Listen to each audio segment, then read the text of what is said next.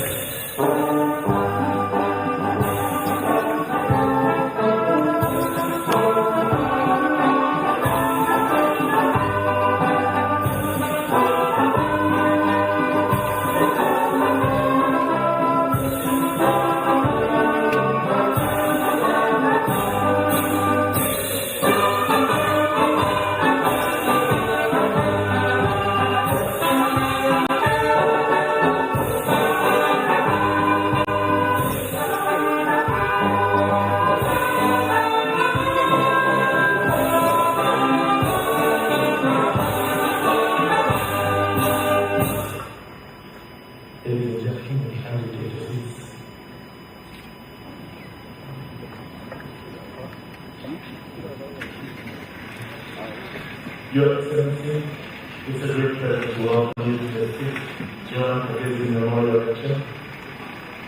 Your Excellency, we started out today with opening remarks from the DPP, James Sabodwe, which was followed by a message from the Kagezi family.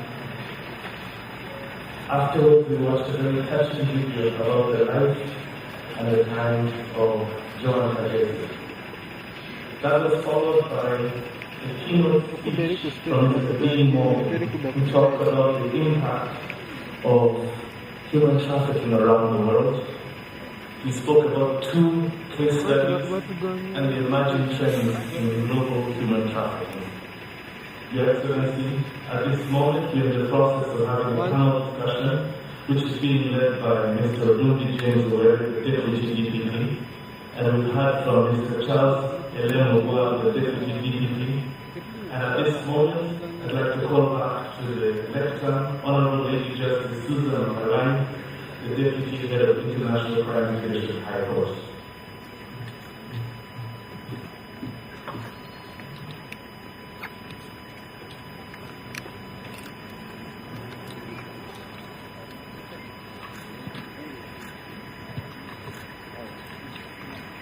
Your Excellency, the President of Uganda, when you arrived, I was telling the participants of this Joan Kagezi Memorial about the judiciary's response to the prevention and control of COVID-19, in which I listed the 4 methods that the judiciary applied. The first being organizational, limiting face-to-face provision of judicial service and contact with the public. The second being physical, reorganization of workplaces and implementation of the COVID-19 SOPs, as well as the provision of personal protective equipment. The third being technological, that is the use of virtual audience rooms and remote access to judicial proceedings, which I said was very limited because we did not have enough technological capacity at the moment. And lastly, the procedural, which was the suspension of legal deadlines of all cases until the problem was reduced, the COVID-19 problem. Because of the measures taken by the judiciary, the justice stakeholders who were not listed as essential services, especially the Uganda Law Society and other civil society organizations, raised complaints with the Honorable Chief Justice on 1st July 2021 regarding the lack of continuity of justice, notwithstanding the positive provisions of the judiciary's revised guidelines for increasing access to justice for all court users. They argued inter alia that the guidelines provided potentially violated Article 44, which provides that the right to a fair hearing is a non-derogable right. They also opined that to ensure that there is a good functioning judicial system, court staff and litigants did not have the necessary equipment and resources or competence to use virtual systems. So they prayed for the courts to open up to a certain extent and made several recommendations, which the Honorable Chief Justice took into account when he made the last revised guidelines and increased court staff attendance to up to 20%, and also made some changes regarding the treatment of bail, suspects on bail. So apart from the challenges of reduced access to justice, COVID-19 measures that were put in place nationally and those adopted by the judiciary did not just limit access to justice for litigants. It resulted in 2 more congested prisons, and more accused persons were remanded without the option for bail in offences for which they would normally be released on bail. It is known that a known fact that violators and suspected violators of COVID-19 directives drastically increased the prison population of both men and women. The COVID-19 mitigation measures increased the already subsisting problem of case backlog in both civil and criminal matters. It is noteworthy that the judiciary had progressively been implementing its court digitalization process. Due to resource constraints, however, it could not afford to put in place virtual hearing mechanisms for even a fraction of Kampala-based courts. I believe that the many lessons that have been learned through the challenges experienced by the judiciary as a result of the pandemic will form the judiciary's responses to future emergencies. Your Excellency, the second point for discussion by me is what experience the International Crimes Division and the High Court has in handling, or what difficulties rather, and challenges the International Crimes Division of the High Court has faced in dealing with transnational crimes like trafficking in persons. The transnational nature of trafficking in persons presents peculiar challenges to criminal justice officials who must collect and evaluate evidence from foreign jurisdictions, some of which may be unwilling or unable to cooperate. There are 3 challenges often seen by us in the courts in respect of transnational cases. 1, incomplete evidence, due to the fact that key evidence in criminal cases is located in a foreign jurisdiction. Secondly, prolonged and unsuccessful trials, due to the fact that witnesses are outside jurisdiction and unwilling or unable to return due to the cost involved in the prosecution of or securing of witnesses for trial. Many victims are reluctant to take part in criminal trials. Numerous factors lead to this reluctance, including fear of reprisals by traffickers and their associates, and these traffickers are syndicated, irregular status of many victims of trafficking in persons, in that when they go to the destination country, their nationality documents like passports are taken away from them. So basically they remain illegal immigrants in those states. the fear of deportation, mistrust of authorities, shame, a perception that traffickers are not criminal or wrong. Some of the victims perceive their traffickers as good people for the simple reason that the traffickers do what we call grooming. They make them feel like the traffickers, they cannot do without the traffickers. And the traffickers are, after all, the persons that from time to time save them from the legal authorities.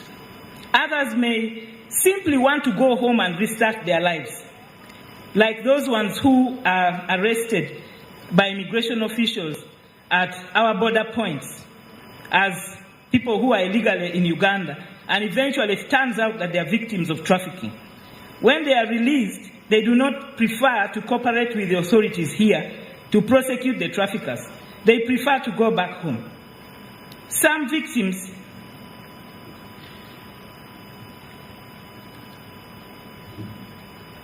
are arrested and treated as offenders by immigration officials, and many have appeared in the magistrate's court of Entebbe.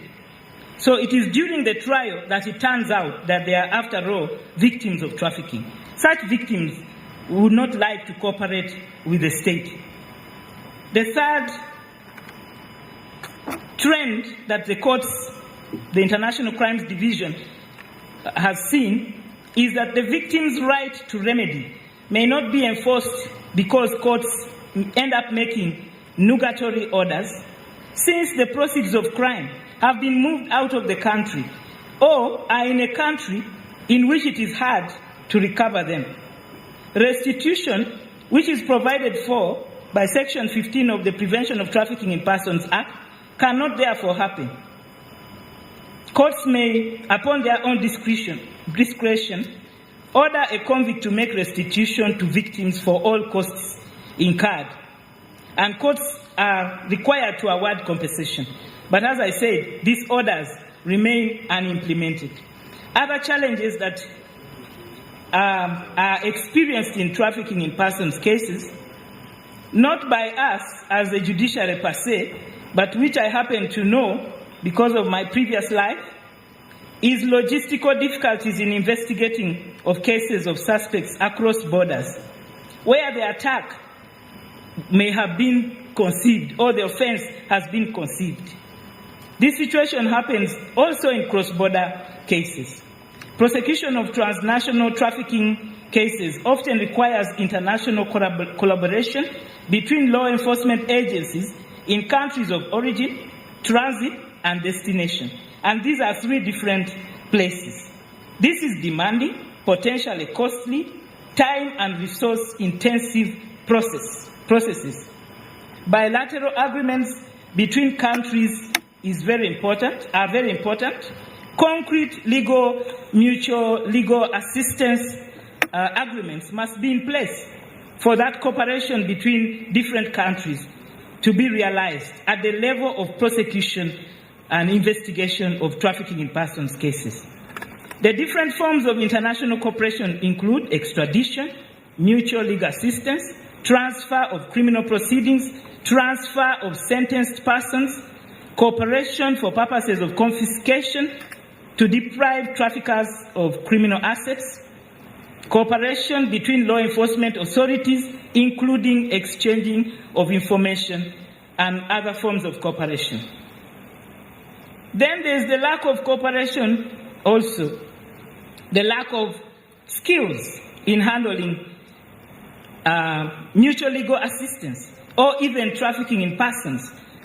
I know that the law of trafficking in persons, preventing trafficking in persons, was passed in 2009, but speaking in relative terms, this offense is still new in our jurisdiction compared to other penal code offenses that most prosecutors and investigators are used to.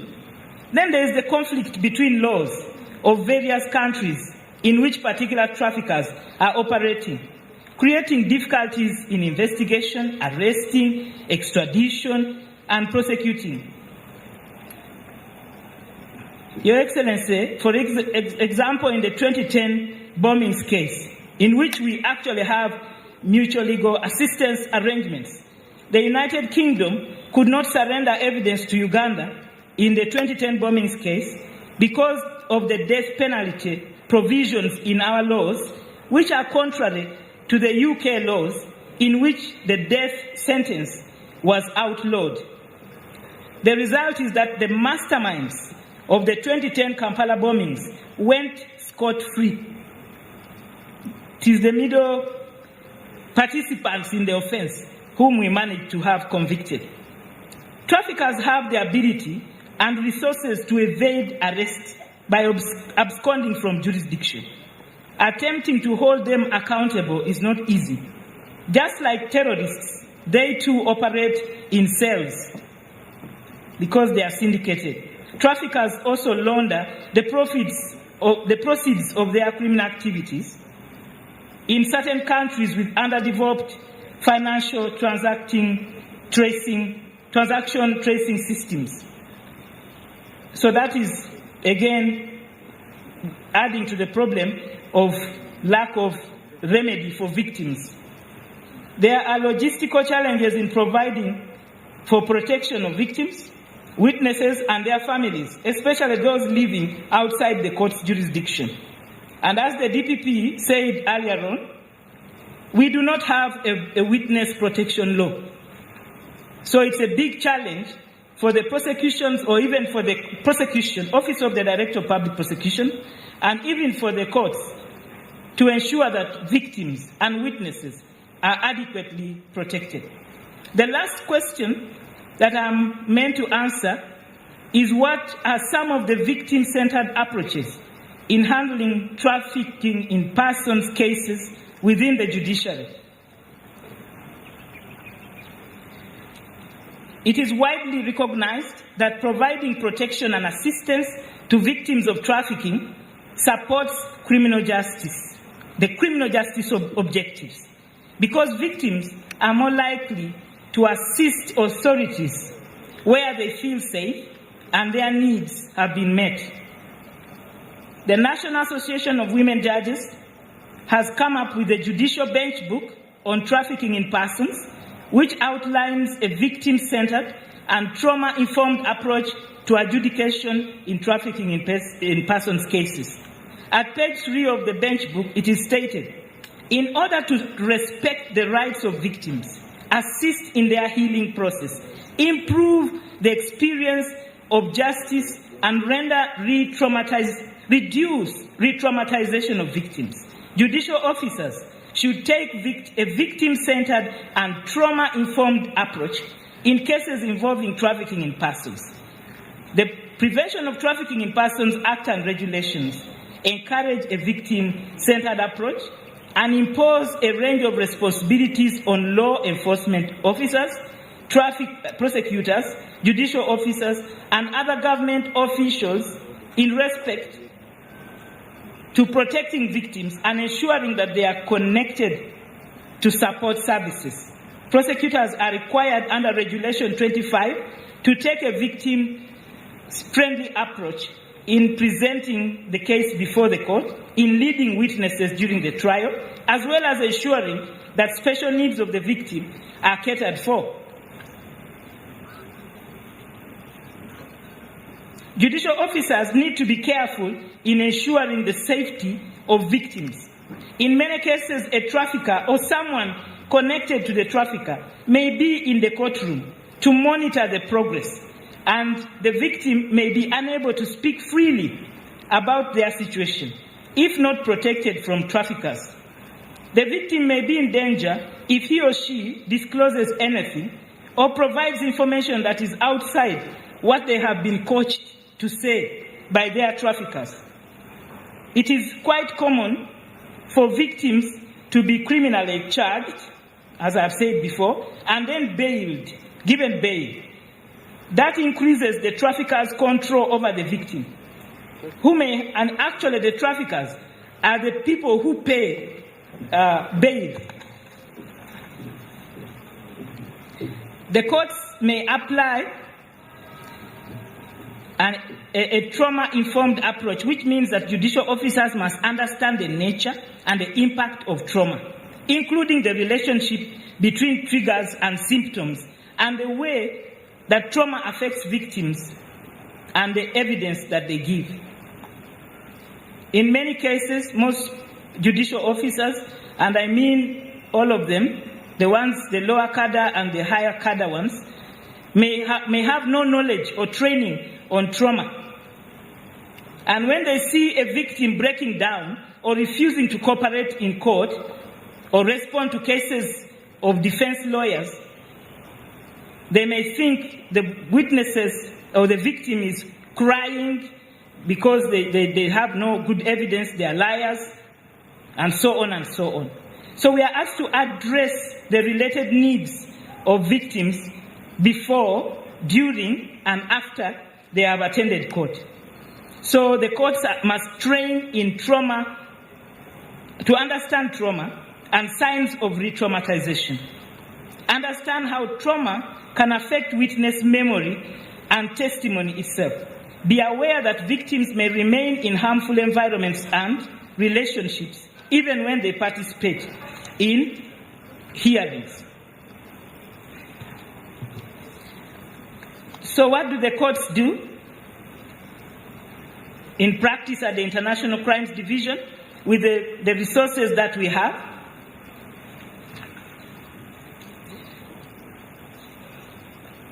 We prioritize victim safety and protection from violence as they attend court by simple ways. Safety protocols.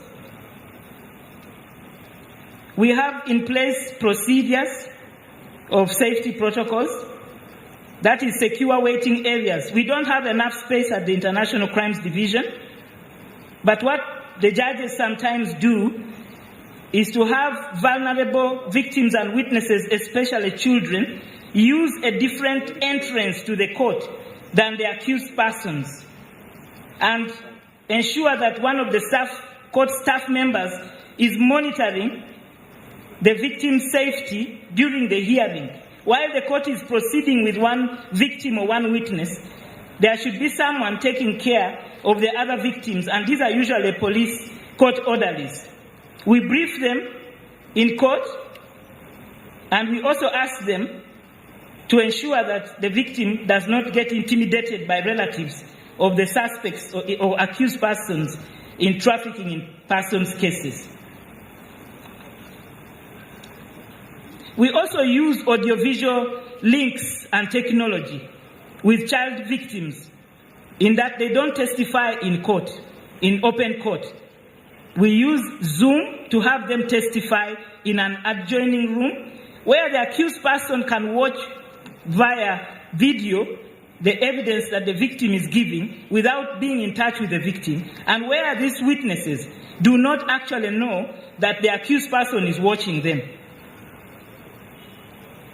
We always modify the court setup and environment to ensure that it is not intimidating. How do we do that? We have the victim sit far away from the accused person, usually next to the judicial officer. Because when the victim sits near an accused person, they usually get intimidated and can fail to give evidence.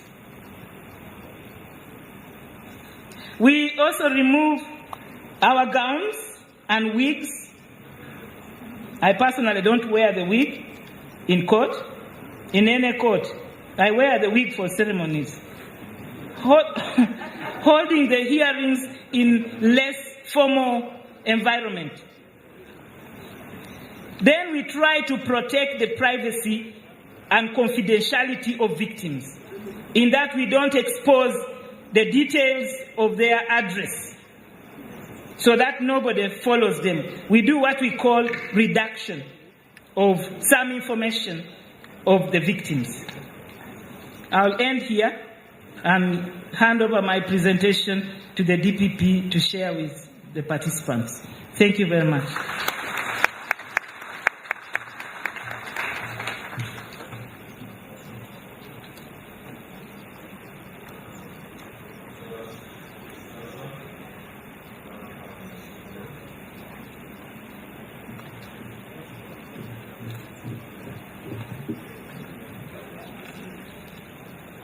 Your Excellency, the President of the Republic of Uganda, my Lord, the Chief Justice, all protocol observed. I was earlier introduced, but my name is Agnes Igoye. I'm the Deputy National Coordinator for the Prevention of Trafficking Persons at the Ministry of Internal Affairs. This office is a creation of the Prevention of Trafficking Persons Act of 2009, where it gave the responsibility to the Minister of Internal Affairs to create an office. Our champion at that office is Lieutenant General Joseph Musanyifu, who is our permanent secretary. He personally chairs the National Task Force, which is represented by 14 ministries, departments and agencies, civil society organizations, and some international organizations. I was told to talk about 3 questions, but I'll limit myself to 1 because of time. I'm going to talk about the role of Ministry of Internal Affairs, the Coordination Office for Prevention of Trafficking in relation to labor externalization or recruitment of migrant workers to work abroad, and then some challenges. So under Section 21 of the Prevention of Trafficking Persons Act, it lays down the functions of the office. And this office is responsible for monitoring, coordinating and overseeing the implementation of the Act. So in Uganda, we follow the 4 Ps, which is prevention, because when you prevent something from happening, it doesn't happen. I know, Your Excellency, you're a champion on prevention because you've always, told us creating jobs, and we've seen how you've tirelessly moved around this country, pushing even today with the parish development model. Because we look at labor externalization as a temporary measure as we move forward to uplifting our economy. Then we look at protection, because when you have victims of trafficking, they deserve to be to be protected. And in there we have the national referral guidelines, which were developed by a multi-agency undertaking, including the NGOs. Then we have to prosecute, those who have committed the crime, and then the partnerships, come in. So at the Coordination Office, we monitor, coordinate the operational activities related to rescue and care of victims of trafficking, investigations and prevention of illicit externalization.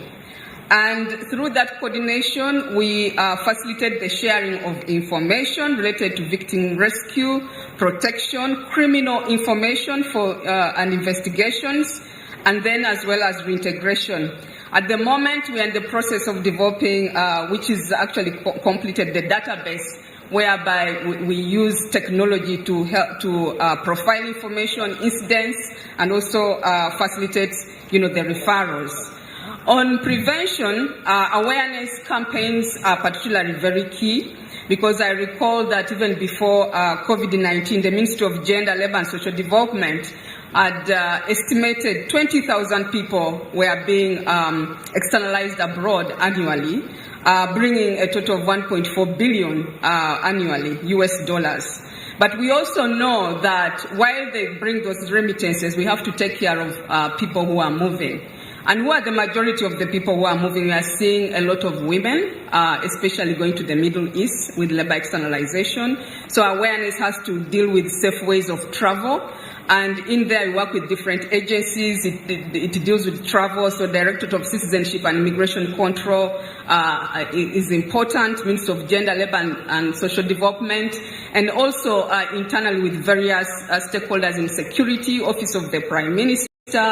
We liaise with our missions abroad, foreign affairs as well.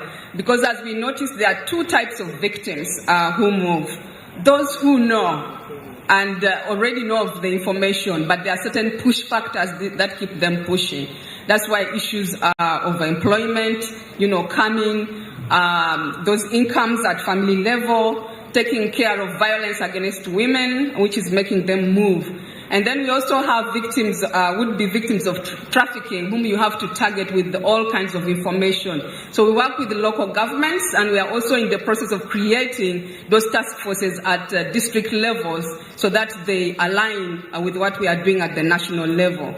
On prosecution, ensure heightened vigilance of the Uganda police in investigating and detecting illicit labor externalization, as well as working closely with foreign affairs so that we ensure the that suspects, whether externally, working with security as well, and also with the Office of the Director of Public Prosecutions. We also initiate and develop and fast-track legal and policy issues. That's why we see national action plans so that we move together as a country, national referral guidelines, mobilizing stakeholders to ensure victims of trafficking are well protected and also supported through the criminal investigation process. There are challenges in there. My former speakers have talked about them. We are talking about bilateral labor agreements with foreign jurisdictions, which is really important to where Ugandans are traveling. We are happy that they're going to begin attaching, labor attaches. We are excited about that. And I also know that the Directorate of Citizenship and Immigration Control has started sending immigration attaches to missions abroad, to support our citizens. The other challenge and where we need, to work is better coordination, especially with foreign governments and embassies to monitor and facilitate returns. Those mutual legal assistance measures and better collection of evidence, because cases abroad is our biggest challenge. And then there's this big elephant, the shelters. When you have shelters, the more you take care of victims, the better you'll get at facilitating investigations, because then they are safe where they are and they can clearly help in providing that information needed in court. The importance of partnerships is also vital because trafficking is a community issue. No single organization, no single agency, no single person, not even one single government can solve this problem.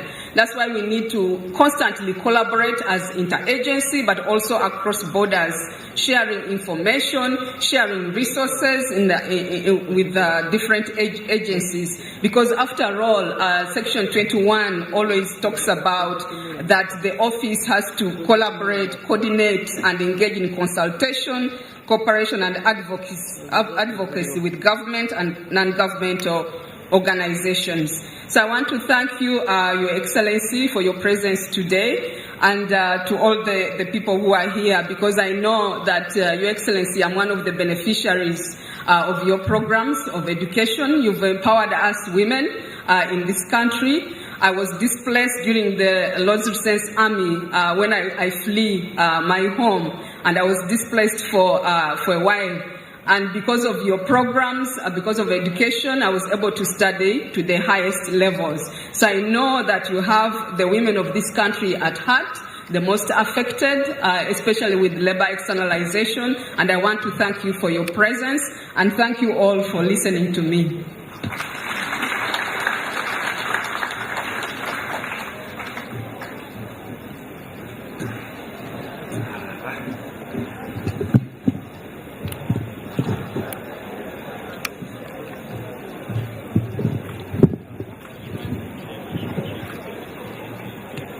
Your Excellency, that brings us to the end of the panel discussion under the theme of the Human Trafficking Challenge, Addressing Emerging Trends.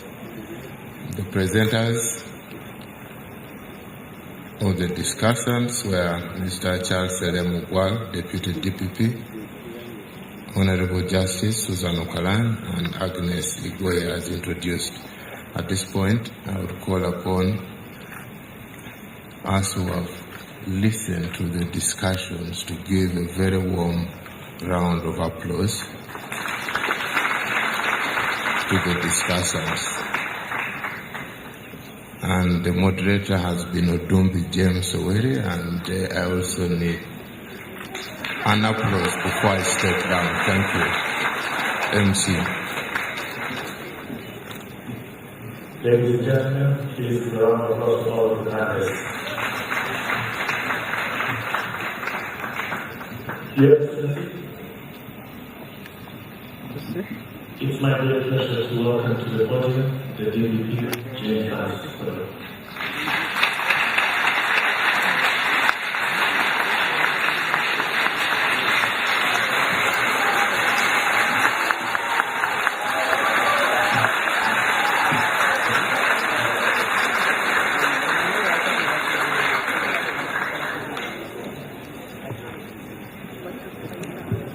Mata, Papa.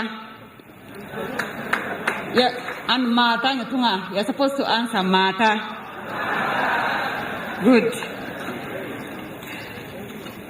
Your Excellency, General Yoweri Kaguta Museveni, my Lord the Chief Justice, Honorable Minister of Justice and Constitutional Affairs, in the interest of time, Your Excellency, you will allow me to adapt the earlier protocol that I gave when I was giving the first speech. I take this opportunity to welcome you, Your Excellency, to this 5th Joan Kagezi Memorial Lecture. As you may remember, Joan was assassinated on the 30th of March 2015 in Nigeria as she headed home from work. In her honor, it was resolved to commemorate her life and service to the nation annually, to reflect on our national, regional, and global challenges as prosecutors and share experiences. This year, we are also using this memorial lecture, this memorial week, to hold our National Symposium of Prosecutors, which should be an annual event to enable us as prosecutors take stock of our activities and offer accountability in line with our constitutional mandate. Your Excellency, this year's event is a very special one because this is the very first time you're meeting public prosecutors. It is my prayer and hope that you will always be pleased to grace us with your presence annually and continue this interaction with your prosecutors.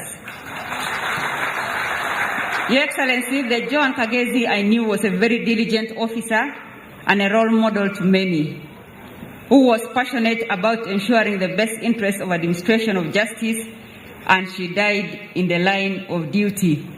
And I want to thank you for your continued support to the Kagezi children. 2 of them are here with us today, Philip and Carol. Your Excellency, I thought I would introduce the top management of the Office of the DPP very fast. The ODPP is a well-structured institution with a national outlook. We have our headquarters in Kampala. We have 16 regional offices, Your Excellency, and 118 field offices across the country. This is to take services nearer to the people. And with your permission, very quickly, I would like to introduce the Deputy DPP, Mr. Lem Charles Ogwal, who has been in the prosecution for the last 30 years. We have Mr. Dumbi James Owere. He has been in the office of the DPP for 28 years. We have Mr. Asimwe John Baptist, also a Deputy DPP. He has been in the office for 23 years. And the last Deputy DPP we have is Biancy William. He has also been in office for the last 23 years.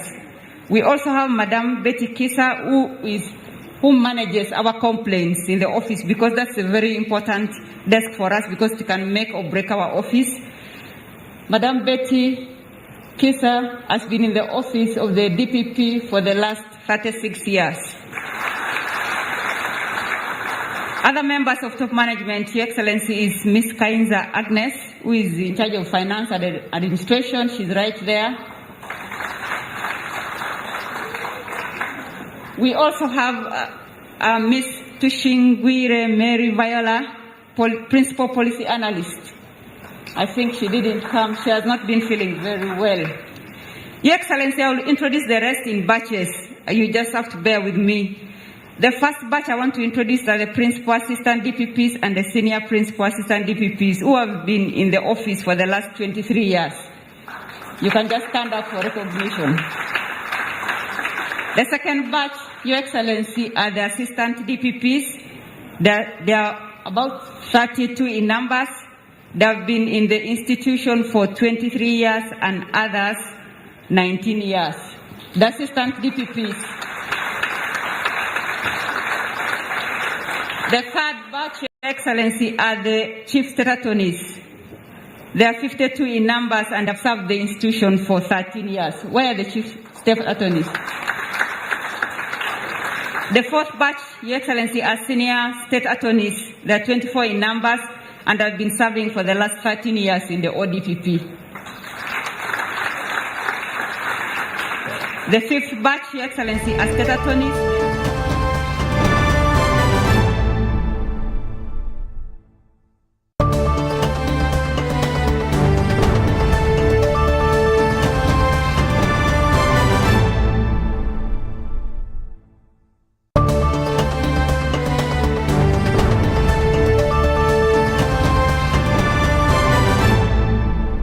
Even with my grandson, a doctor at my side, I struggled to get the help I needed.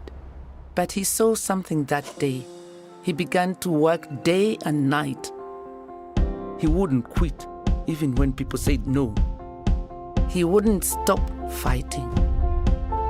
He knew something had to change, and his vision was bigger than anyone could imagine. He made it possible to receive quality medical services anywhere in Uganda by simply using a phone. This is a story of a regular Ugandan just like you, who harnessed the power of technology to provide a solution for us. How about you tell us your story? UG needs more of you.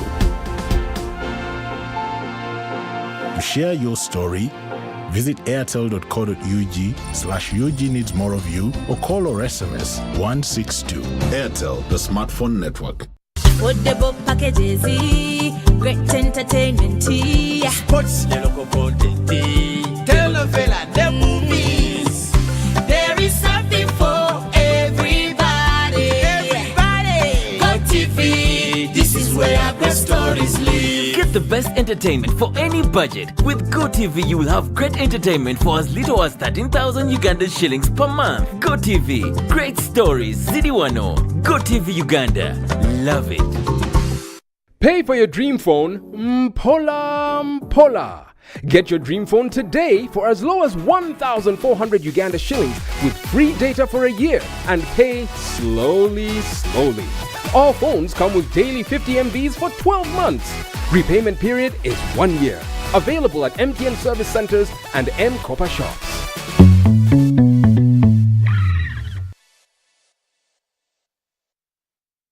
Affordable packages, great entertainment, sports, the local content, telenovela, the movies. There is something for everybody.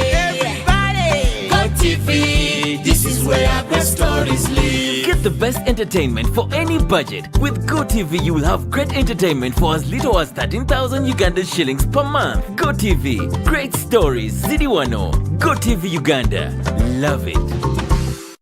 COVID-19 is still here with us.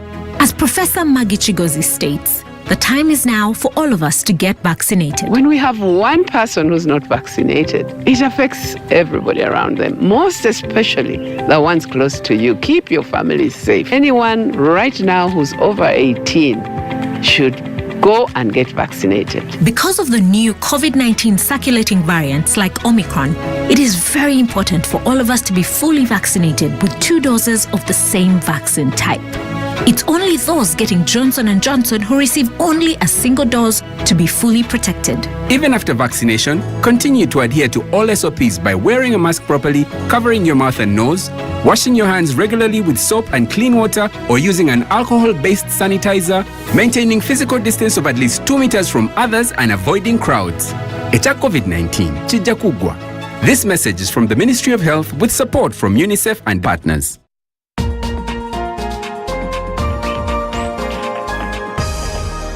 This week on UBC. I'd go home without anything. I remember one time they came to see me and they found me in 2 slippers. One was blue, one was red. And they asked me where my shoes were. Of course, I didn't want to tell them. Yes. But I'd go home with an empty suitcase. If at all the suitcase goes. Yes. Because sometimes they'll find you with only a kavera. Because everything is gone. I used to find digging very, very hard. So I started pretending that I was ill. So one day the house mother insisted. And I said, let me at least hurt myself. But eventually, I hurt myself. I still have the scar. With me is Honorable Amelia Chambade. So for me, I ran and entered my bed. These stupid fellows were still there shouting. They got them red-handed. You left. Sister came with a torch, found me snoring. My hands were full of beans and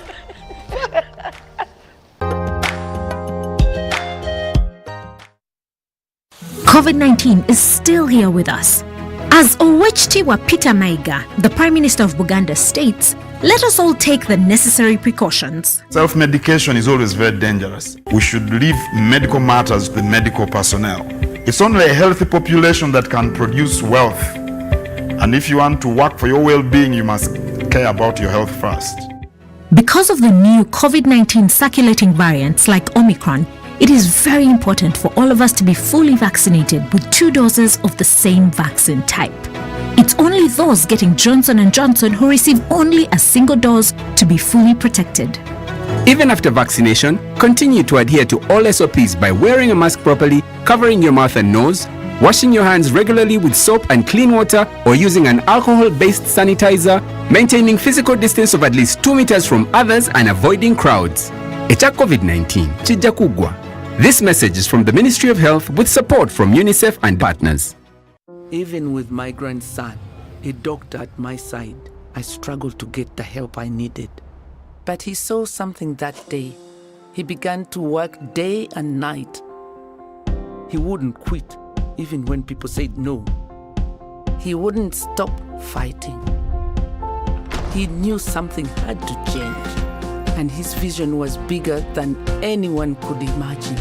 He made it possible to receive quality medical services anywhere in Uganda by simply using a phone. This is a story of a regular Ugandan just like you, who harnessed the power of technology to provide a solution for us. How about you tell us your story? UG needs more of you. To share your story, visit airtel.co.ug/UG needs more of you or call or SMS 162. Airtel, the smartphone network. Football packages, great entertainment, Sports, the local content, telenovela, the movies. There is something for everybody. Go TV, this is where our great stories live. Get the best entertainment for any budget. With GoTV, you will have great entertainment for as little as 13,000 Ugandan shillings per month. GoTV, great stories, Zidiwano. GoTV Uganda, love it.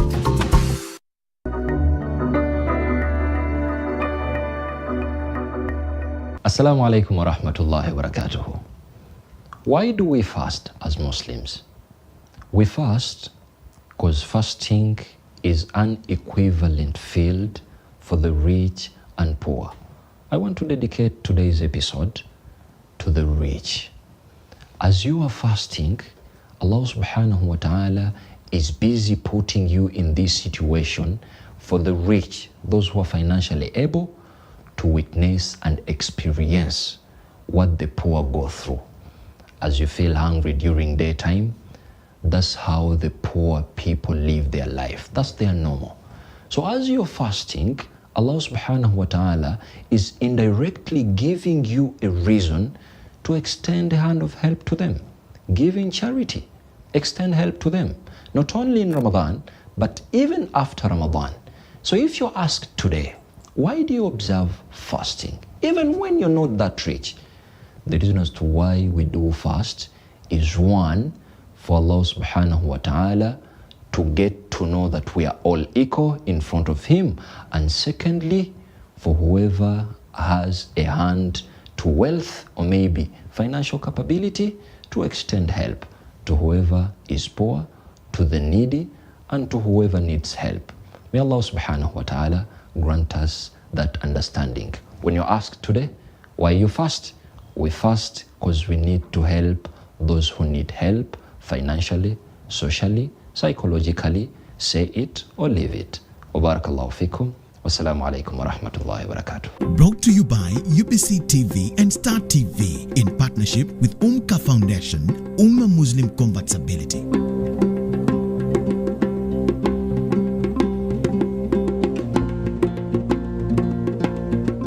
Also have enough air. It is intellectually engaging. And you can only become a leader when there are problems. I like that. The same applies to Rwanda, Burundi. So what are we federating? Whether rights from another country can be, somebody must be there to hold everybody accountable. But at the moment, we would rather deal with what we have, make it right. First of all, we as elites of Uganda, we have made Museveni the issue. I can tell Museveni is not the problem of Uganda. The problems of Uganda are much deeper. We can change the next 20 presidents and we'll still be this roundabout. Deeply incisive. The different political forces that we have in the country, in the country, we don't seem to really have achieved that minimum political consensus over certain things. Authentically symbolic and insightful. Behind the headlines every Wednesday at 10 p.m. with Charles Odong Tor. All on your public broadcaster, UBC, inspiring Uganda.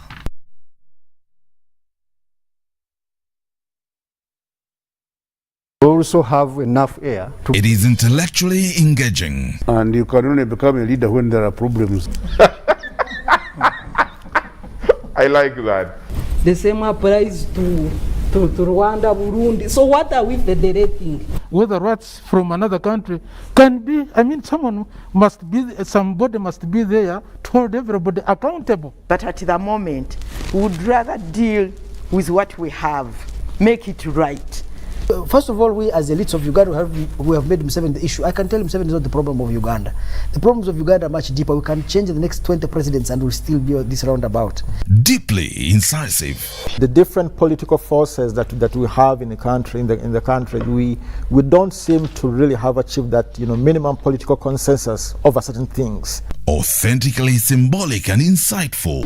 Behind the headlines every Wednesday at 10 p.m. with Charles Odong Tor. All on your public broadcaster, UBC, inspiring Uganda.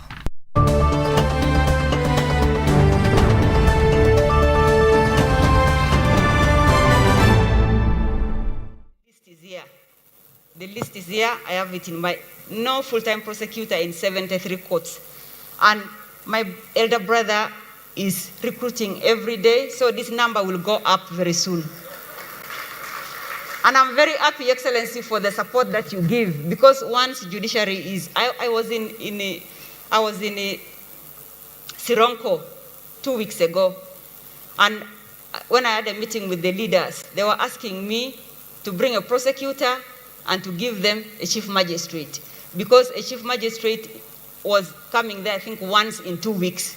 So my brother still needs the support up to 100%, because I know that when he goes to 100%, Your Excellency, the chain is also going to be replaced, because right now it is tied with banana leaves. So I am very happy for the support that is going to the judiciary. The office premises, Your Excellency, we have 63 offices which are built by Government of Uganda funding and the donor support. This is a significant improvement from where we came from when we didn't have any. Your Excellency, the DPP spends 3 billion annually to rent. Even our head office, we are housed under NSSF, we are spending 1.8 billion annually to pay for rent for our head office. Your Excellency, I want to reiterate my request to you for consideration for allocation of land to establish, 1, our head office, and then 2, the Prosecutors Academy, Your Excellency. As a matter of priority, we need to construct some of the offices, Your Excellency, and some of the residences in hard-to-reach areas. I have highlighted the number of the hard-to-reach areas where we should have at least an office and a residence for our staff. Your Excellency, I have here 325 state attorneys and state prosecutors. We have an approved structure of 862. So I have a staffing gap of 60%.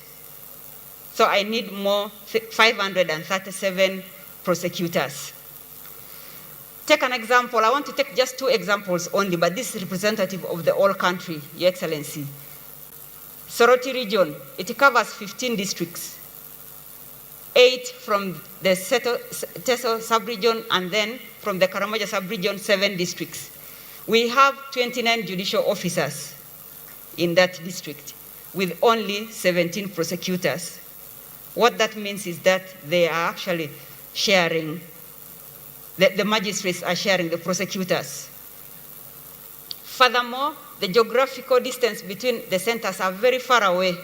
I have 1 regional officer, there's supposed to be 12, supervising the whole of Teso and Karamoja region. Your Excellency, I don't need to go into depth because you have traveled to all those places. From Soroti for him to go and supervise someone in Karenga, he has to go through, the shortest route is 272 kilometers. Another example is Mbarara High Court. This is the most badly off, Your Excellency. We have 8 judicial officers there, as against 4 state attorneys only. And 2 weeks ago, one of them went on maternity leave. So now we have 3 prosecutors and 8 judicial officers. They each process about 20 files a day. So which means if you handle 20 files a day before one, because now since there are 4, which means they appear before 2 judicial officers. 20 in courtroom A and 20 in courtroom B. So they handle 40 cases per day going between courts. What this means, Your Excellency, is that each prosecutor handles about 40 cases. This scenario, Your Excellency, can hardly have the required level of efficiency and effectiveness. We cannot have it. There is a high likelihood that the prosecutors will make wrong decisions which directly affects the delivery of justice, as well as cost government substantial amounts of money and public trust. Your Excellency, we really would love, in this audience, Your Excellency, there are many Joan Kagezis, prosecutors who are just doing their work. I was in this office, Your Excellency, for 19 years. For 19 years, I worked diligently. So they're there. The few are the ones who are corrupt and not doing their work, but the majority are really doing their work.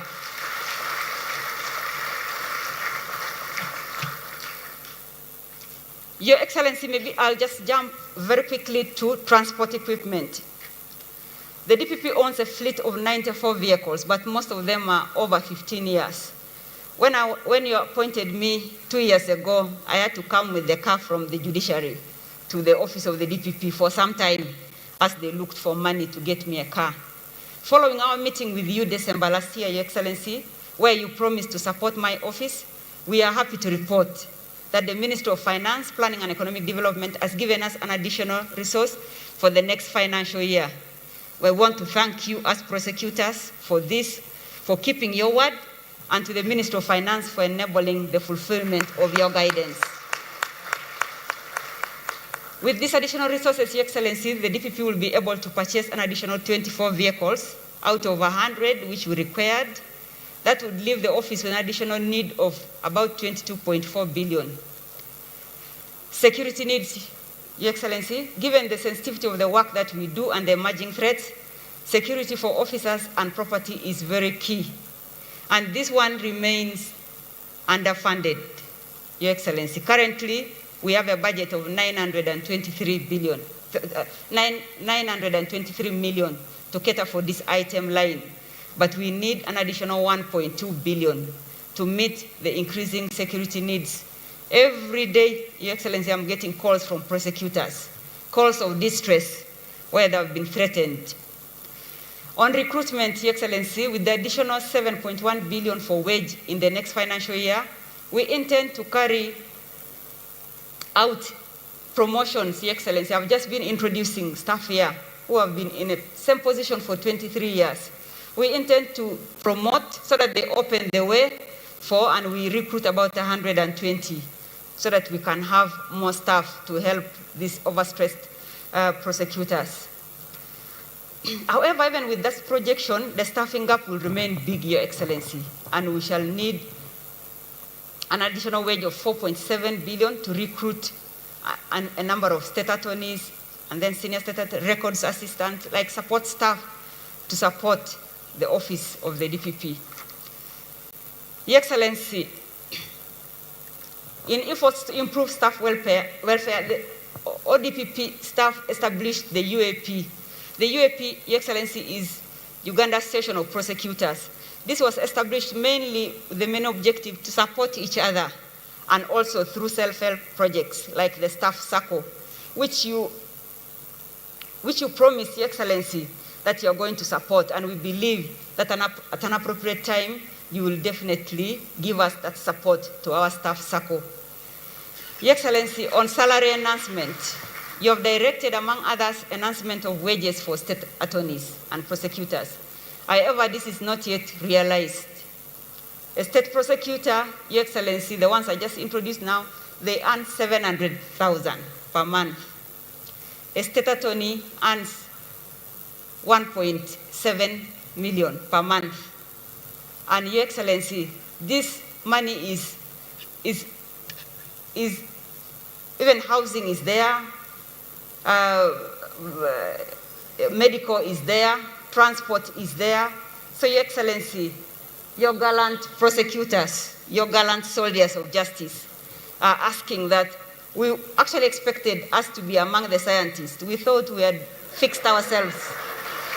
I don't know who removed us from the list of scientists, Your Excellency.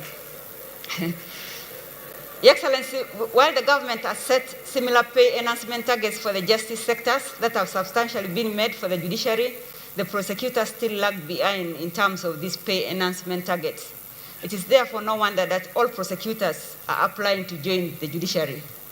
Almost all of them, Your Excellency, want to join the judiciary.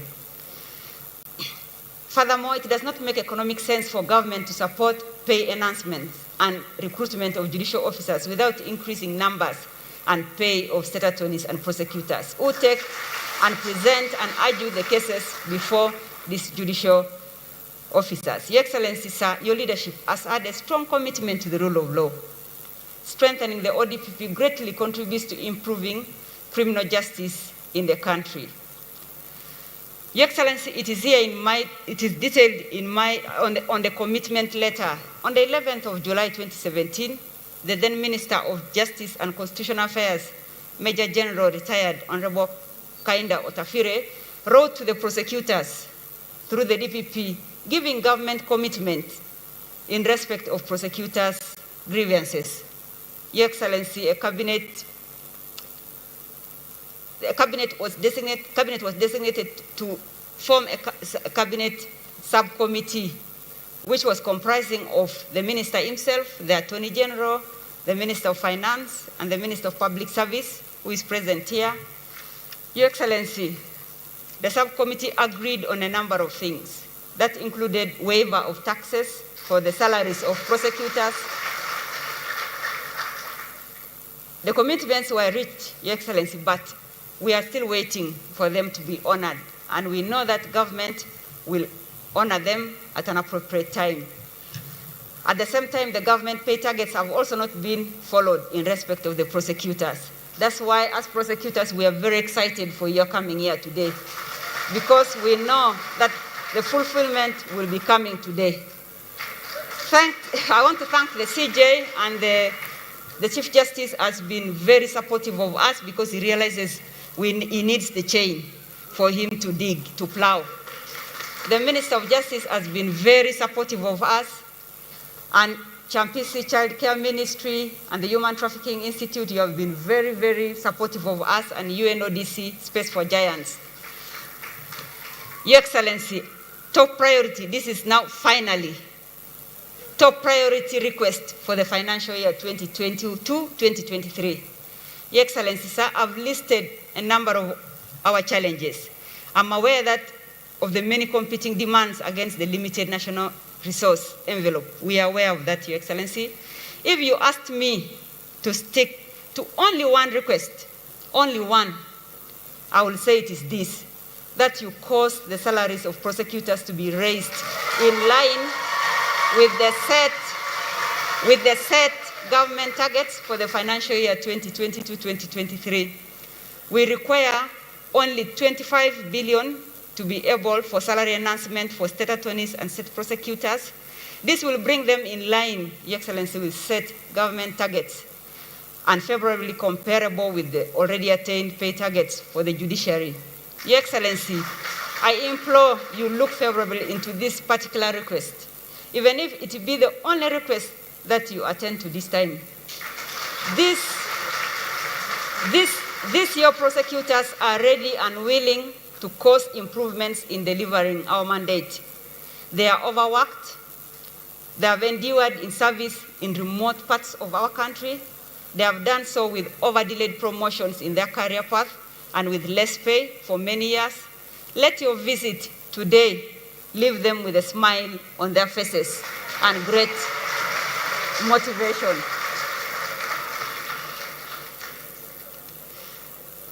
In conclusion, Your Excellency, the Office of the DPP remains very grateful for your support and for gracing this event today, and of course also for your continued support to the Kagezi children. We remain committed to making the necessary improvements in delivering our mandate, and we also request for your continued support for God and my country.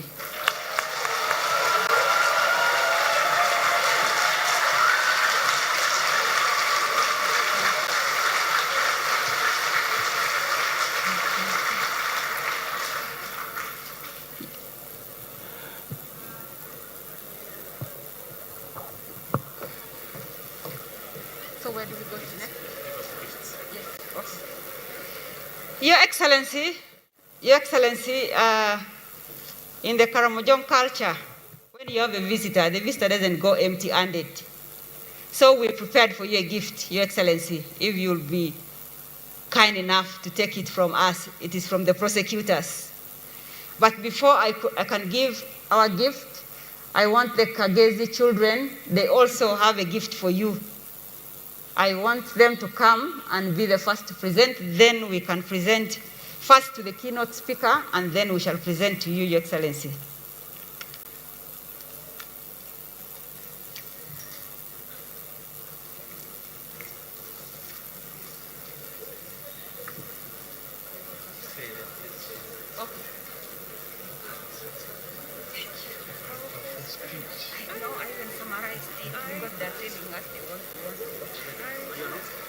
Yeah.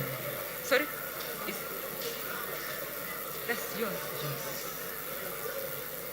Get it out of there.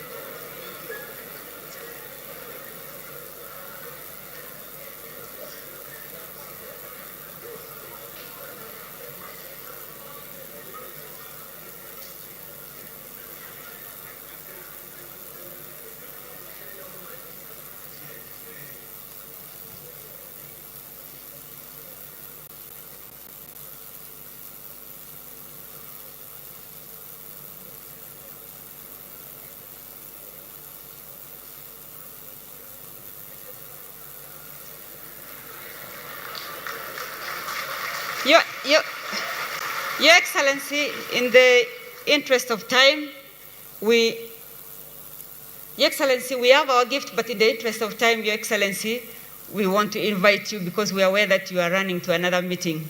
We invite you, Your Excellency, to address us.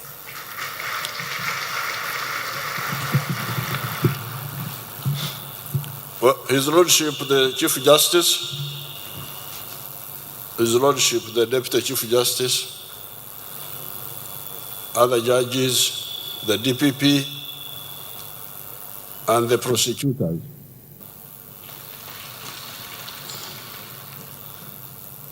There is somebody who should be prosecuted today. This is a man called Dr. Omona. Come here for prosecution. Come, they see you. Stand there on the platform.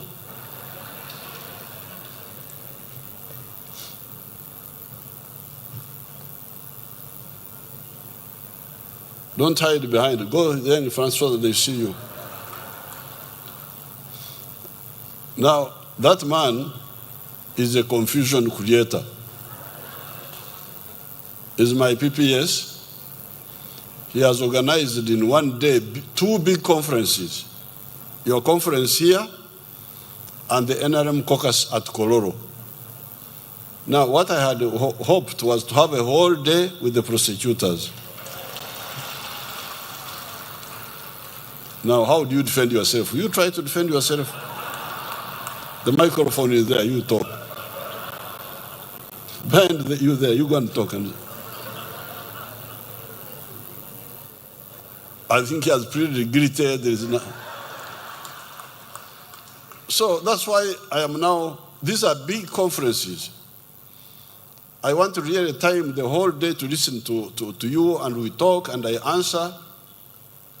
But now I am here, and then the NRM MPs are waiting at Kololo. How can you? This is not good. I'm very sorry about this. But nevertheless, it's good that you have organized, you have been organizing the Joan Kagezi Memorial Lectures. It's good to know that she's not forgotten, that the profession remembers her, and the country remembers her. Now, apparently, when you come for the memorial lecture, you address broader issues of justice. Like when I found Justice Susan, whom I'm very glad doesn't put on the wig. But then she spoiled the whole thing that she does it on ceremony. I thought she had abandoned it completely.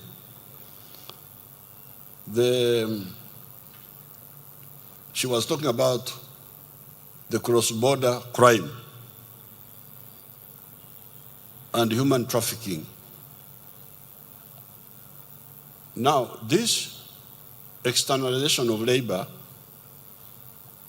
which is part of the whole problem, as she pointed out,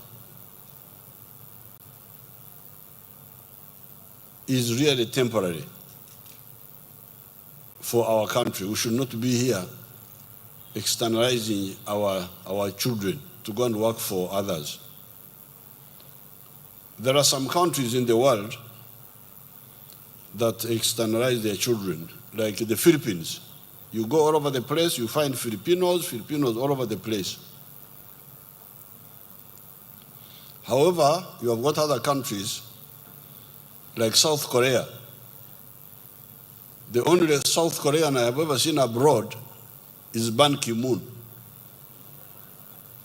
the one who was Secretary General of the UN. You don't see South Koreans all over the place.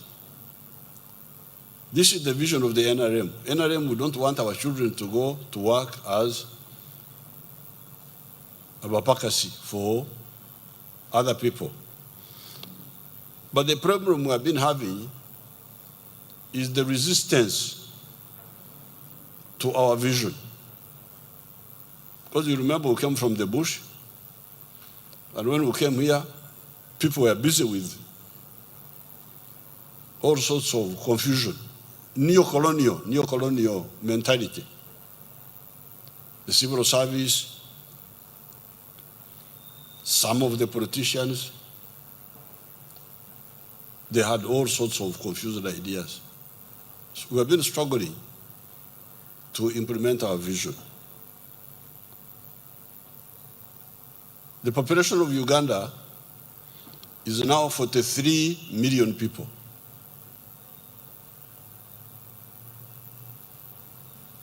If you assume that there are 5 people in each family, that means we have got 8.6 million families, about 9 million families.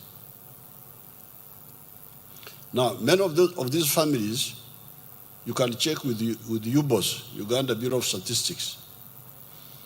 Many of these families have land, family land. They have land, many of them. Now, we have been telling you the whole country of how to create jobs in the country.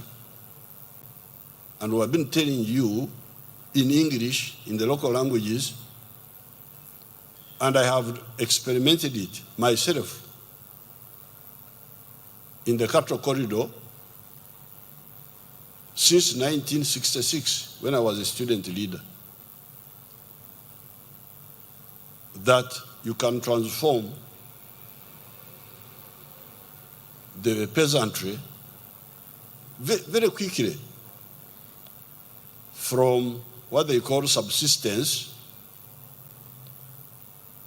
working for the stomach only,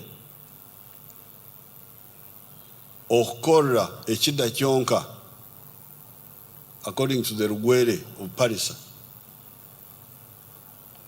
Or, as they say in Luo, teach, may each, keken. You can transform this within a very short time from working only for eating to working for the stomach and the pocket. Now, there are some of the people who have listened to us. If you have got some prosecutors here from Fort Portal, they can bear witness to this. And from other areas of the cattle corridor, like Chiruhura, they will tell you that the families have changed because of listening to our message. Go from working for the stomach only, work for the stomach and the pocket with a chibaro. In Luo, say chura. In Ateso, we say aymar. But people don't listen. They're very busy with other things. Whoa. Now, the people in Fort Portal who listen to our message, there's one family there, which some of the families which you can go and see. Somebody called Nyakana in Ruengaju. Do you have a prosecutor from Fort Portal? Come here and we see you. Come. Oh, they are quite a number. And you can see this one is well fed. You can see. Stand there, stand there. Stand there and they see you. And the girls, you see, they are all well fed. Can't you see? Oh, thank you so much. Now, these young people here can bear witness to me. If they know Ruengaju Parish, that area has changed. Thank you so much. Thank you for being my witnesses. Now, there is one family of somebody called Nyakana in that Ruengaju Parish. These people were earning nothing. Nyakana and his wife, I think, were councillors in the district council, but they listened to my message on the radio. And in our manifesto of 1996, we put in what we called the 4 acres model. Because remember, you lawyers, you also know another problem which is facing your country, which people don't talk about, busy with other things. Whoa. One of the problems is land fragmentation on inheritance. This is a threat to the future of the families in Uganda, because it means each generation, the family land is becoming smaller. So by 1996, when we went for we had already seen this.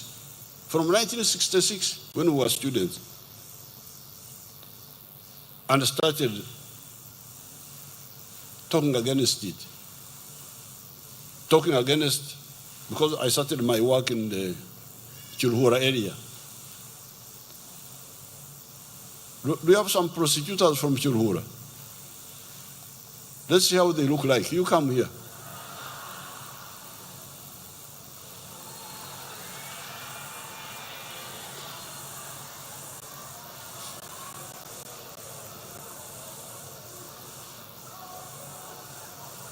You can see how well fed she is.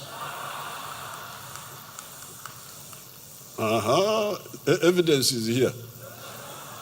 They drink a lot of milk. Thank you, thank you. You see how they are all looking.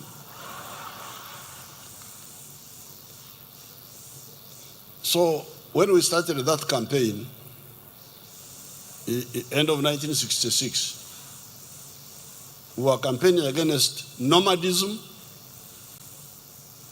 because they were nomadic, like the Karamajong. So campaigning against nomadism, against working for only the stomach, subsistence farming,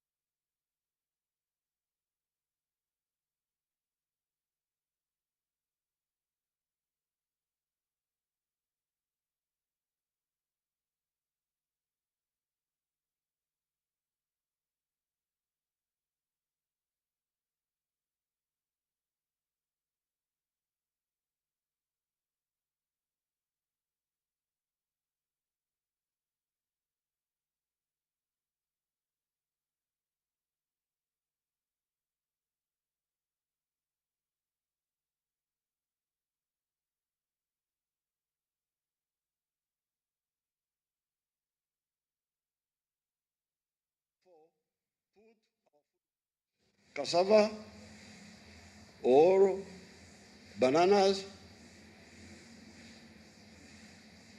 In some of the areas, they can grow Irish potatoes, no problem. I never recommended rice. You never hear me talk about rice. I don't know how you got to eat rice. Rice is a food for other people, but if you eat it, that's your choice. So, this was the 4 acres. Then, in the backyard, we recommended you put poultry for eggs, you put piggery in the backyard, because again, there you don't need much land. Then, those who are near the swamps, not in the center of the swamp, but on the periphery, put fish ponds. Like, for instance, Busoga, Bukedi, Teso, Lango, they have got all those wetlands. You can put fish ponds on even West Nile, in the Nile Valley. You can put fish ponds. Fish is good food and has got a big market internationally. I have got 4 fish ponds at Kaumu on my presidential farm. I don't eat fish. I'm a cattle keeper, I don't eat fish, so I keep fish for you people who eat fish. But from the 4, I have 4 fish ponds in half an acre, and my people earn 68 million shillings in a year from those 4. So this is what we recommended. We recommended a 4 acres model with 7 high-value activities. Other activities like cotton, like tobacco, which is the curse of West Nile, like even maize, sugarcane, those need bigger land. So we don't recommend them for the 4 acres or less. Those we need them, the country needs them, but those should be done by rich people like Museveni and others who can grow on a big area. I can grow cotton for you, for the country, for 100 acres. I can grow it if you want it, if the ministry organizes us. You can grow the cotton, the rich ones, the ones with big land. They can grow cotton, I will not grow tobacco, but I can grow cotton for you, grow maize. I will not grow sugarcane. The Basoga are already doing that. So you can have the 2 modes of agriculture. One called intensive agriculture, where you use a small area to get very good money. The other one, extensive agriculture, where you get small amount per acre, but because you have got a big acreage, the total is big. This is what we advised. This is what we advised in 1996 in the manifesto, in writing. But people don't listen. But these people in Fort Portal, those Batoro people, you should be very careful about them. They are people who listen. They are not as arrogant as these other groups. They look soft and speak softly, but they are very serious people. So they listened on what I was telling them. Say, Omugurusi Nabasa Kino. This old man is saying something is like this. So for them, when they heard my message, they said, this old man is talking of 4 acres. But here in Rengaju, we no longer have 4 acres. We have already destroyed them by bad inheritance practices. So what do we do? What is the average? 1 acre. They had only 1 acre. Can you imagine? Now, from 1 acre, these people, because they listened to my message, they could no longer do the 7 things which I talked about. No, for them they chose 2. They chose poultry for eggs and dairy for cows. They would grow the pasture in the 1 acre. Nyakana is earning 258 million shillings from 1 acre in a year. Now, you remember Susan was talking about employment, children, trafficking, what, NGOs.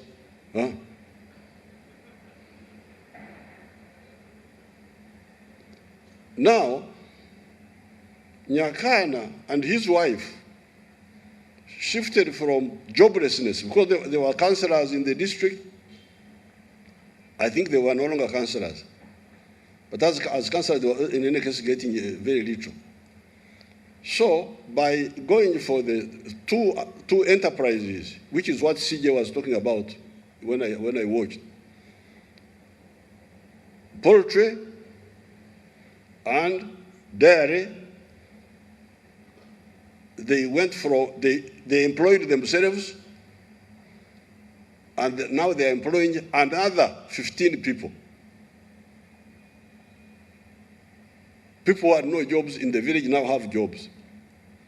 So my Chura, my Aymar, my Chibaro,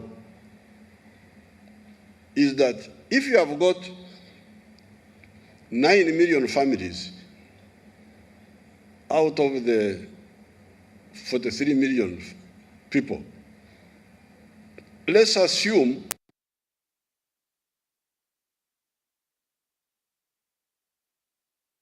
which they can, if they listen to our message, which they can convert from working for the stomach only, but working for the stomach and the pocket with a chibaro, like the Rwengal people have done. Each one may not employ 15 people like Nyakana has done. Even if each employs 10 people,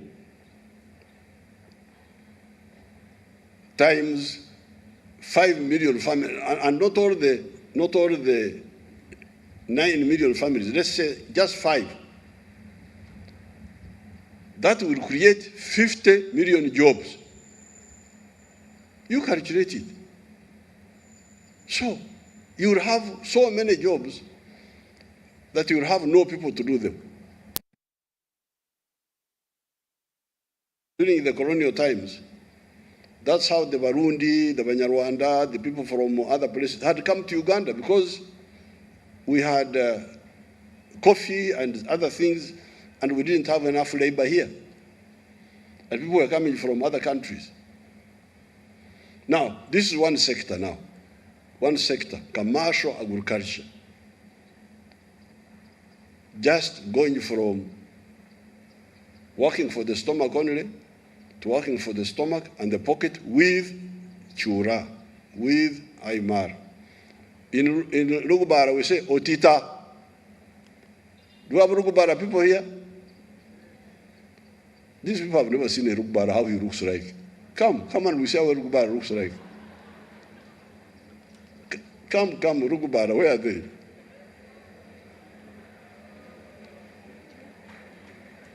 Oh, there are many Rugubaras, Wanangi. Very good, very good, very good, very good, very good. Ingonia, our therefore.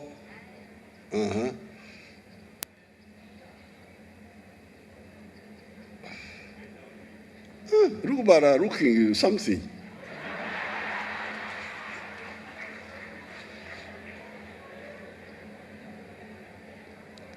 It seems in spite of the tobacco, they are not doing badly. So is my Otita correct? Otita is correct. Otita, our default.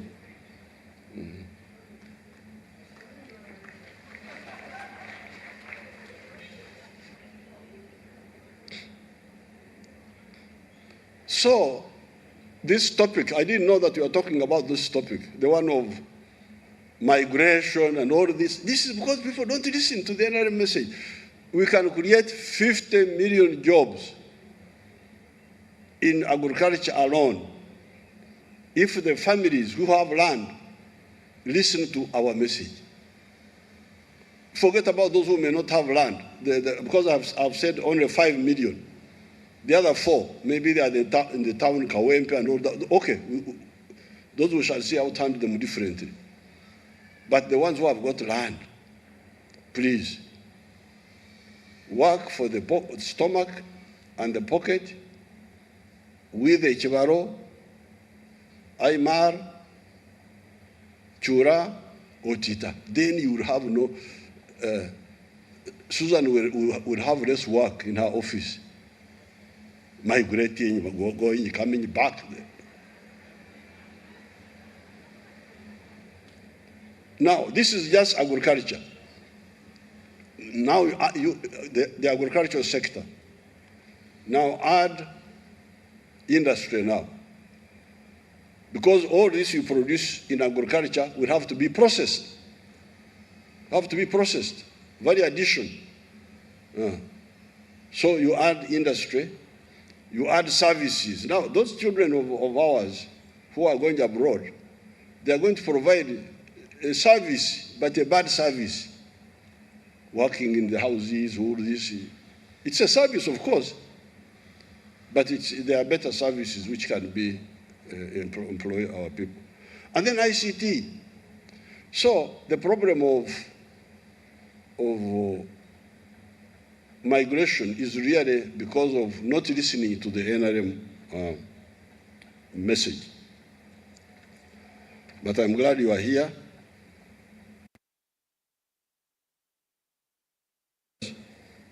You can add on that message that you had an old man talking about this in Kampala. Now, on the issue of Joan Kagezi,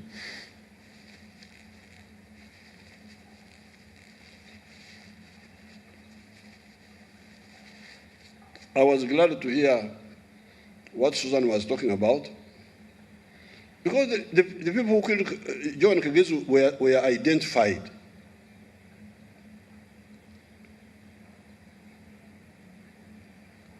Why they have not been prosecuted, I have now heard it from Susan now for the first time, that transboundary, I don't know what. But if it is transboundary, why not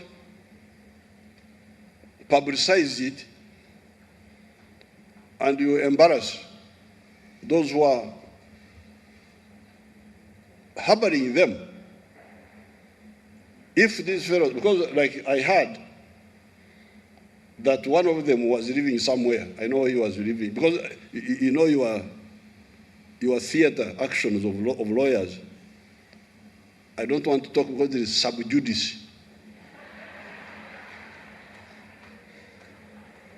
So I don't know why you called me here, because I can't say anything.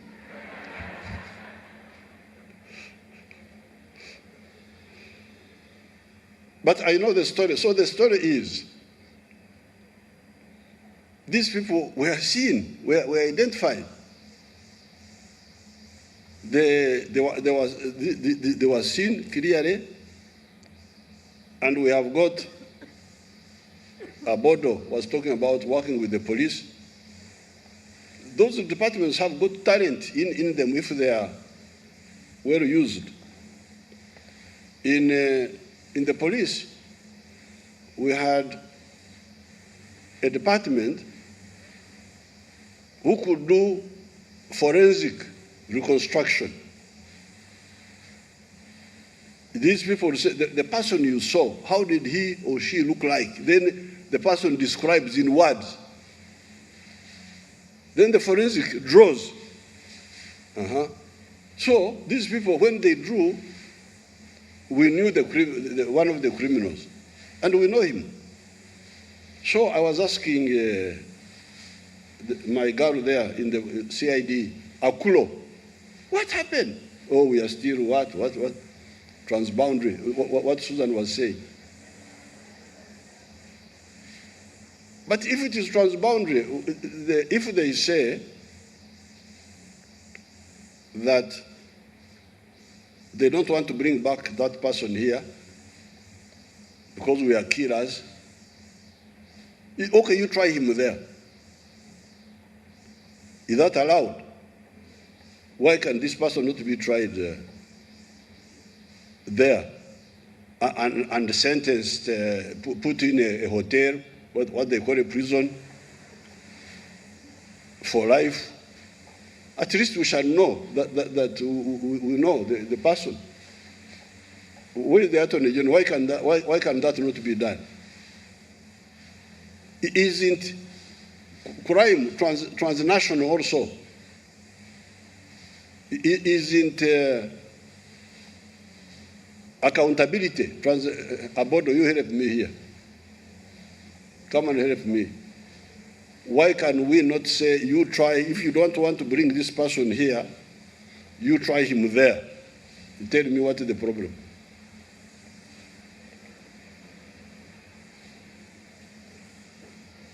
Because you say we are killers, we are going to kill him. For you want to put him in a hotel, which you call a prison, and he eats soup and pudding and all that. But at least we know that he's not free. What is the problem? Your Excellency, I think there are a number of so many issues dealing with this trying of offenders. Sometimes even they don't want to extradite an offender because if you have a death penalty in our laws, then they don't. Okay, you try him there in your. And sometimes we can do that, Your Excellency, but I think it just depends on what relationship, what treaties we have with a particular country. Yeah, but we bring it up so that, because now the people of Uganda are demoralized because somebody was killed and it appears as if we don't even know the one who killed the person. If we know who killed the person, but we say he's somewhere where they don't want to bring him back, then at least people will know. What is the problem? Maybe Susan knows more about this. Susan, come and tell me and educate me.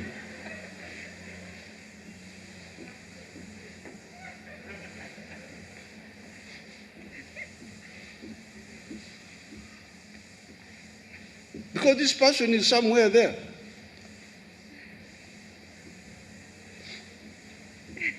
Your Excellency, what the DPP has said is the correct position. That we may not have. You know, the judges are like a Basoga.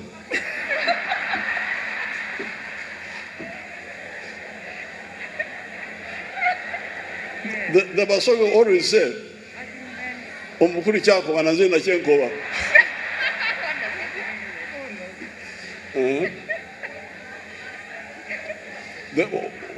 What the chief has said is also what I said.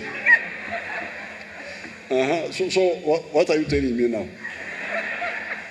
Because you are telling me nothing. Your Excellency, we need treaties to be signed with a number of countries, including the Arab world, so that it is easy for us to exchange information and conduct joint investigations and prosecutions. But this character was not in an Arab country, it is somewhere. The particular, that one, Your Excellency, I'm totally agreeing because of sub judice. Of what? Sub judice.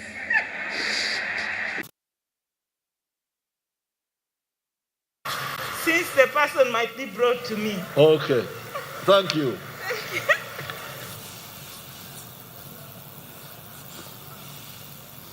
Now, coming to the broader concept of justice, I think really the problem was with because I know what you're talking about, logistics, numbers, because the economy of Uganda had collapsed. You know that very well. It was very, very, very, very small. So it has expanded more than 20 times since 1986. But we still have so many things to deal with. So this issue of not having enough here is not surprising. But I think the weakness on our side, maybe I should blame sometimes a few of our lawyers who were working with you, Wapakabolo, Jotham Tumwesije, because these were the NRM lawyers from our bush. Our concept of justice is simple and traditional because for us, we have got 3 categories of crime. Category 1 is blood. Anything involving blood, shedding of blood, is enzugu. It attracts a vendetta. Blood must be paid for with blood. It's the law of Moses. This is our traditional way.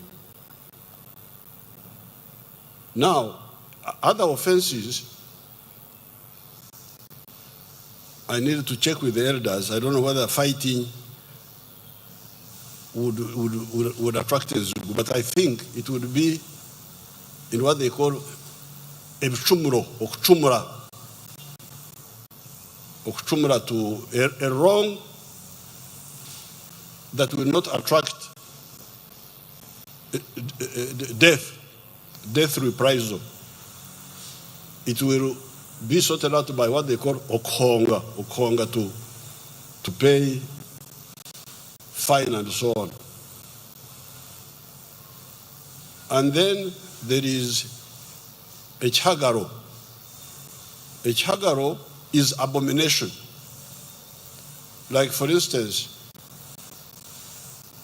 when girls would get pregnant outside marriage, or incest, that is a chagaro. The answer for that is banishment, permanent exile. You don't stay here in the community. You would be like if a girl got pregnant outside marriage, they would tie a goat skin on her face, and the uncle would beat her and make her through a thorn, a bomb of thorns, sort of fumurorgo, never to come back again.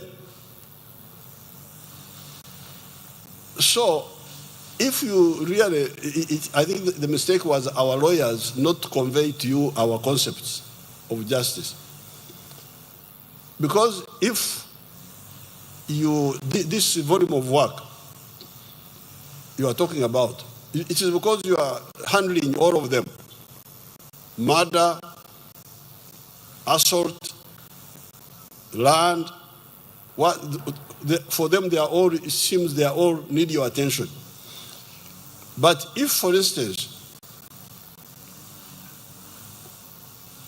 that's why I needed the whole day to be with you.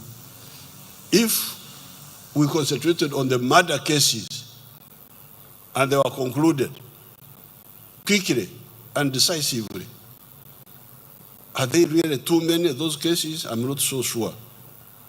You could answer that. If you take the murder, luneko, in our Choli language, killing. That's why you hear the Onek. What the Oneks would have done what? They would have killed somebody or what? What is Onek? Oloneko is different.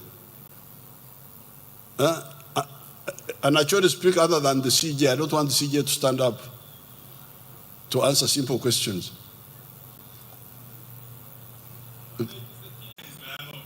This is wrong, no. I think the CG has no alternative.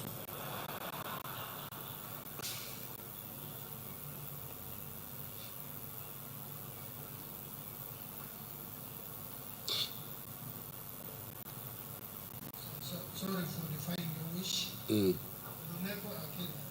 Yes. Now, the name Onek is given, it's a woman who's married and takes long to produce. The elders will say, She's killing the children in the stomach. no, not that. That, you're not extending the family line. Oh. You are severe, What is the verb there? So Neko is to bring an end to it. Oh, Neko. So the name Onek is someone who causes an end. Oh, but it is a form of killing also. Yes. Okay. That doesn't mean The killer, okay. Apoyo mate. So, if Abodo, maybe you could help me before I go to deal with MPs. Are the murder cases so many? Come and tell us. If you are really to concentrate on because with the Africans, what really, like for instance, when the Europeans came here, the British were doing very little for Uganda. But what they did, they stopped killings. They stopped killings. So much so that my uncle would curse people who annoy him. He would say, Keite omuntu w'ekizungu bakakukoma emyaka igana. I wish you kill a British protected person and you pay dearly. That was like a curse by my uncle, my own uncle. Which meant that during the time of the British, the 70 years, killing had stopped. It had not stopped, but it was fully accountable. You would pay.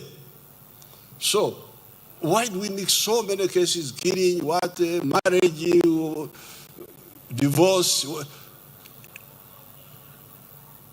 That's how you get overextended by trying to, I don't know, how many cases of killing nationally, what percentage of that backlog? Your Excellency, there are not so many murder cases. Yes. You take, for instance, a session is about 40 cases. But there are not so many like the defilements. Yes. So that's why I think you could look at, thank you very much. I wish I had more time to be with you. If you could look at this question of clustering these cases. The Nakoka, my daughter, in our language, you don't know our languages, you people. This is the problem you have. Nakoka means daughter, my daughter or something, for the Karamojong, and for the Teso it is Akoka. Well, I didn't want to discuss our secrets in public here, the ones of welfare and so on, because we talked about them, and I'm fully aware. I don't know the exact timing, and I'm committed because I'm not.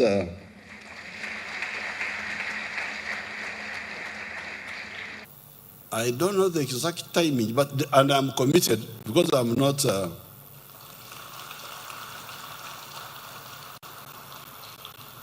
Because in our language, when you are a liar, Lagoba,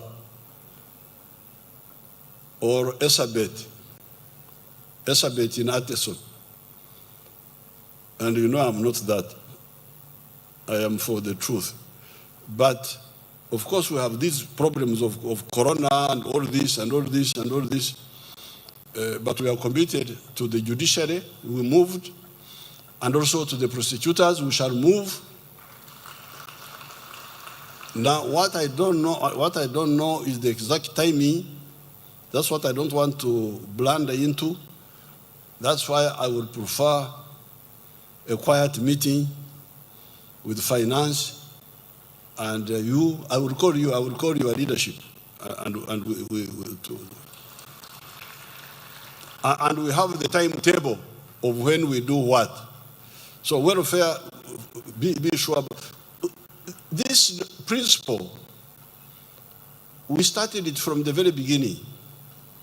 In 1986, we were getting all very low salaries. But I insisted that the judiciary gets more money at that time. And what was the reasoning? The reasoning was that even if we are all hungry, but the one who kuramuras, you know okuramura. Okuramura mukimanyi? Okuramura, umuramuzi. The okuramura, the CJ is Sabalamuzi, the head of the okuramura, is separate people who are fighting. When you find people fighting and you say, stop fighting, what are you fighting for? And you separate them. We said the Balamuzi must not be hungry like us. You can be hungry, but not the Balamuzi. That's how we started the judiciary getting more money than anybody at the beginning. Now, later on, we were reminded that no, it's not just the Balamuzi. There are other legal officers of the government. The ones in the Attorney General's chambers, the DPP, and we said, okay, they are part of the chain, which our daughter has identified between the plow and the oxen. And we don't want the oxen to just be eating grass and not pulling the plow. So, this one I will handle when next week. No, don't. I will meet Abodo and her group, and we find where we are. But as a bushfighter, I must also advise, because the one you see here is an expert in doing work with scarce resources. I'm an expert in that. Somebody who started with 27 guns and defeated an army of 60,000, surely he's a consultant. When it comes to using scarcity to solve problems. So, I think there's some contradiction in what you are saying. You are now 300 something. You are understaffed. You want to be 800. For me, as a bushfighter, I would say, let's first pay these 300 well.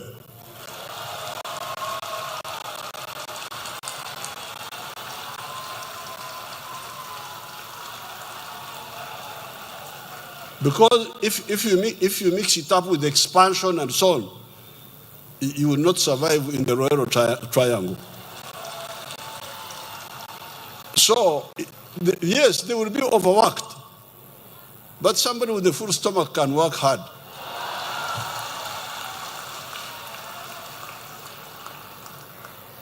Rather than having so many people who are all hungry democratically. So I would say step one, these 300. Let's see what we can do about the 300. Now, I also feel ashamed that the Kasako of these young people, I have not fulfilled my pledge. I feel embarrassed that I have not fulfilled the pledge to the Sako. This one I will fulfill for sure. So with these few words, and with Omona having pleaded guilty, here in public, they allow me to rush and I go to see the other MPs who are waiting at Kololo. But I guarantee you, when we meet next time, I will have a full day. Maybe in the State House and I kill a bull for you. Eramanoi, Arakaranoi.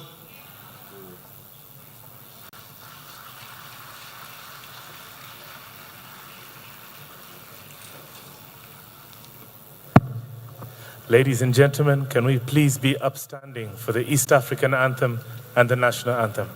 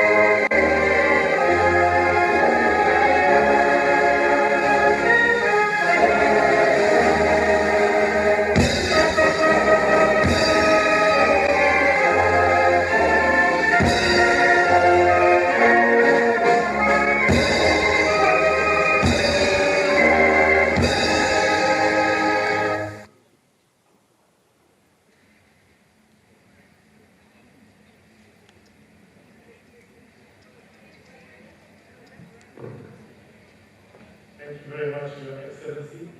Members of the security detail, we have a book that we'd like His Excellency to launch. Can we kindly just have it?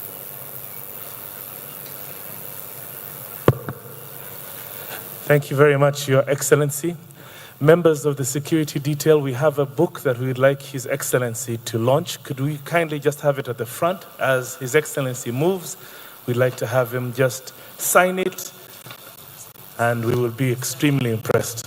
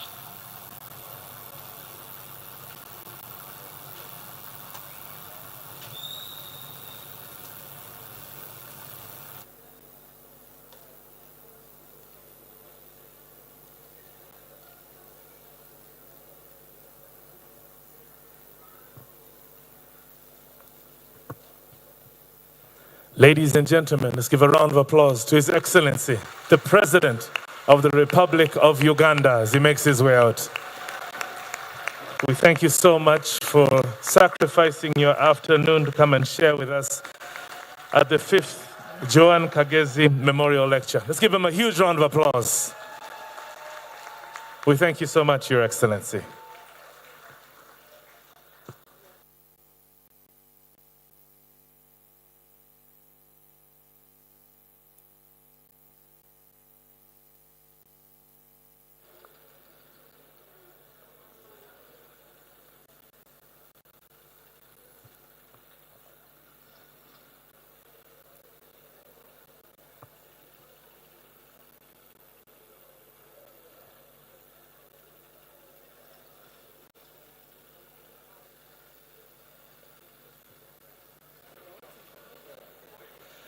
Ladies and gentlemen, I'd like to call Peter Sewachireyanga, the Executive Director of Champisi Childcare Ministries, to do a final performance. You may take your seats.